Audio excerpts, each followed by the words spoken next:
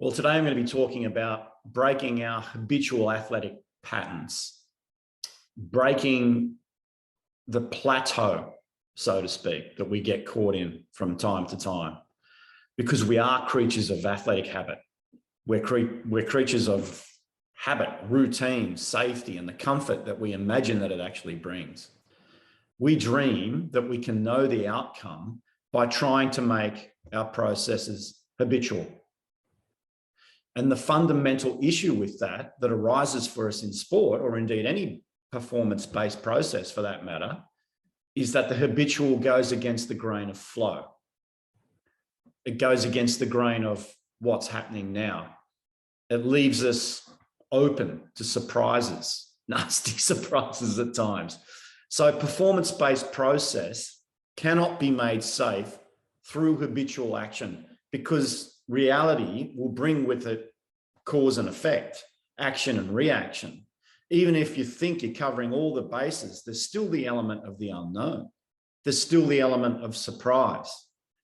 And we can't know the unknowable.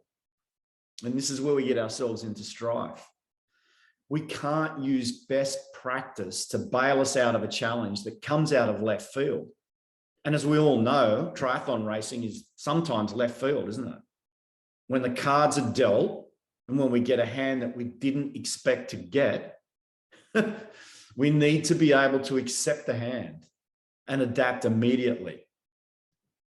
And the experience of life isn't interested in our levels of comfort or our perceived control.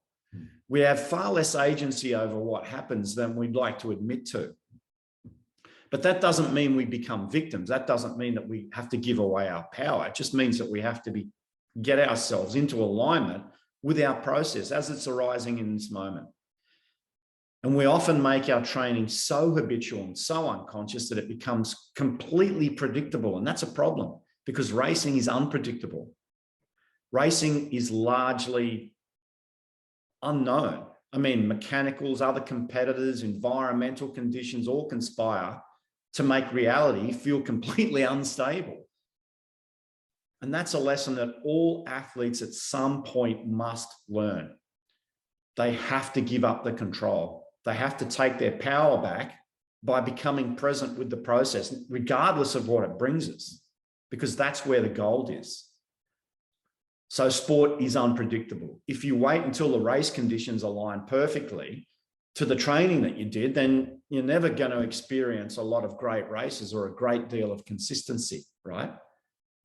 That's a problem, because we need consistency. You know, if we're going to express our talent and our potential, it needs to be consistent over a long period of time. So what are you going to do to gain this consistency? Is it enough to just physically, throw a book at it? You're going to accept the conditions you find yourself in as much of the time as you can, as often as you can. That's the practice. And in fact, the sessions that seem to conspire against you are in fact our greatest opportunities, right? They present us a chance to adapt, to accept, to stay in flow with what is right here and now. And ultimately, by doing that, we're able to overcome the challenges. We're able to overcome the instability. We're able to overcome whatever the race throws at us in the moment that we didn't see coming. And if you notice yourself in training resisting a set of conditions, you can bet that you're training that resistance to appear on race day, right? You are a product of what you trained. If there's no flow, we will appear in resistance to what's happening, because flow and resistance are diametrically opposed. And yet this is the way many athletes operate. We resist the conditions, and then we wonder why we resist the conditions on race day. Why aren't I strong enough? Frustration grows when that special race where the conditions align and we have a great race, and then we struggle to repeat it. And of course we struggle to repeat it. Nothing is ever the same twice. You can never go back.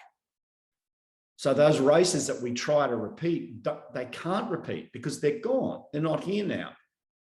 We can take some pointers, but that's about it. But you can move forward. Now imagine that you can accept all those crappy conditions in training. Can accept that you're on a low energy day, right? Can accept that stuff happens. Can accept that you're not where you want to be right now. Can accept and feel frustration, anger. Can accept that patience is needed. And above all, can accept that this process is unstable, unpredictable, unsafe, and to some extent, unknowable.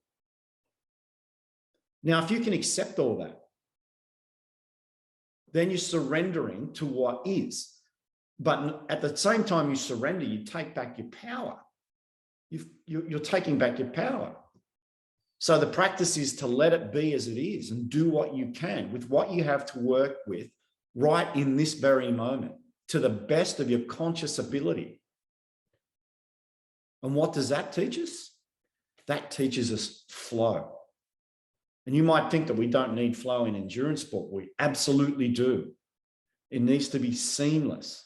We need to be adaptable. We need to be conscious. We need to be aware. And in fact, the definition of flow is non-resistance, acceptance, adaptation to what is, action as opposed to reaction. Flow puts impulse on the back burner and creates the space for us to take action, working with the tools that we have, that we've trained, to the reality of the situation that we find ourselves in here and now as athletes.